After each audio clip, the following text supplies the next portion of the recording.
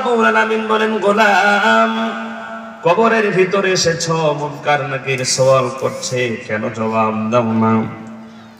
দুনিয়ার মুসলমান এবার আল্লাহর অলি বুজুর্গ জবাব দেয়, রাসূলের হাদিসের উপর আমল করতে গিয়া 40 বছর দুনিয়াতে কথা বলি নাই, এই জন্য দেখি কবর পর্যন্ত আসিয়াও চুপচাপ আসি, দেখি না কি হয়। সুবহানাল্লাহ।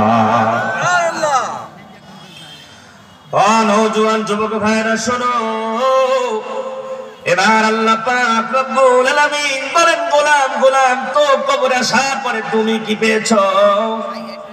এবার এই বান্দা জবাব দেয়, মালিক কি পেয়েছি কি পাবো জানি না, মালিক রে কবরে আসলেই তো সর্বপ্রথম সরাসরি আমি আমার আল্লাহর লগে কথা বলতেছি। সুবহানাল্লাহ।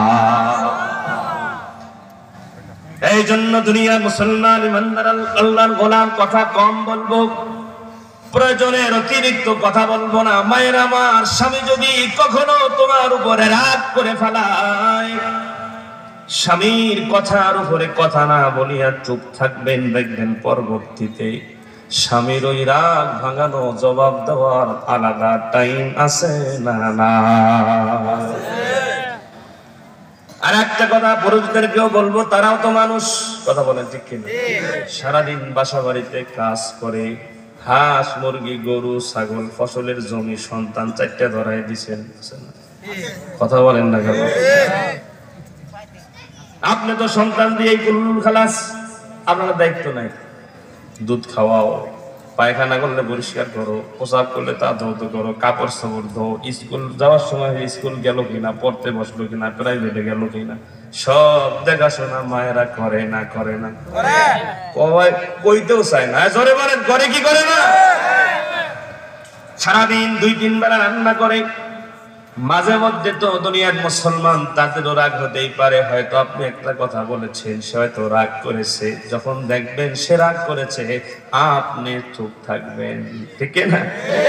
আপনি রাগ করলে সে যদি চুপ থাকে, দুনিয়ার মুমিন সে রাগ করলে আপনি যদি চুপ থাকেন, আমি বিশ্বাস করি এই 2টা কাজ আমরা স্যাক্রিফাইস করে যদি সংসার জীবনে চলতে পারি, আমার মন বলে ওই সংসারে স্বামী স্ত্রীর মধ্যে কোনোদিন ঝগড়া হবে না, হবে না। যেহেতু পর্দার আড়ালে মায়েরা আছেন, আপনাদের কিছু কথা বলে আমি আমার মূল আলোচনায় ঢুকতে চাই। আপনাদের কষ্ট হচ্ছে? থাকা যাবে কিছু সময়? হাত তোলেন, হাত তোলেন। লিল্লাহি তাকবীর, লিল্লাহি তাকবীর। আপনারা যতক্ষণ যাবেন ততক্ষণ চলবে ইনশাআল্লাহ।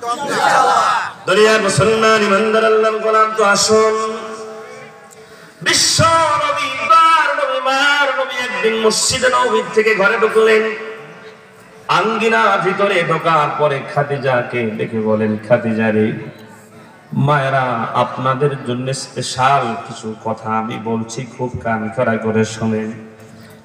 বিশ্ব নবী খাদিজাকে বলেন, এ খাদিজা, একটু আগে আমার কাছে জিবরাইল আগমন করেছিল। জিবরাইল আমার কাছে এসে আমাকে একটা সুসংবাদ দিল। খাদিজা বলেন, পয়গম্বর কি সুসংবাদ আপনাকে দিয়েছে একটু বলেন। বিশ্ব নবী মার নবী ডাক দেবেন, খাদিজা, ওই যে বারান্দার কোনায় আমার কলিজার টুকরা নয়নের মণি ফাতেমা বসে আছে, তার ব্যাপারে জিবরাইল আমাকে জানায়া গেল। কি জানায়া গেল? বিশ্ব নবী বলেন, খাদিজা রে, আমাকে জিবরাইল জানায়া গেল আমার কন্যা ওই জান্নাতের মধ্যে মহিলাদের লিডার হবে, নেত্রী হবে। জোরে বলেন সুবহানাল্লাহ। নেত্রী হওয়ার লোভ, ক্ষমতার লোভ আমাদের সবার অন্তরে আছে না নাই? একটু জোরে বলতে হবে, আছে না নাই? স্কুলের মধ্যে পড়ালেখা করেছি, সেই জায়গায় স্কুল ছাত্রদের মধ্যে একজনকে শিক্ষক ক্যাপ্টেন বানায়। ওই ক্যাপ্টেন হওয়া নিয়ে মারামারি ছাত্রদের মধ্যে আছে না? আরো জোরে বলেন, আছে না? দুনিয়ার মুসলমান ইমানদার আল্লাহর গোলাম, আর মহিলাদের মধ্যে হিংসা তো আরো বেশি, কথা হয় না। দুই বোন দুনিয়ার মুসলমান বাবারা, দুই বোনের মধ্যে মনে করেন এক বোন দেখতে একটু বেশি সুন্দর, আর এক বোন ও সুন্দর কিন্তু একটু কম। সবাই দুইজনকে সমান হয় না। হয়তো বা আপনি যদি ভাই হয়েও যদি বোনের প্রশংসা করেন, বিউটি আর বিলকিস কয়, বিলকিস রে তোর থেকে বিউটি কি বেশি সুন্দর। বিলকিসের মন খারাপ না খারাপ নয়, ভাই তোর লগে জীবনে কথাই আর বললো না। কথা বলেন ঠিক না?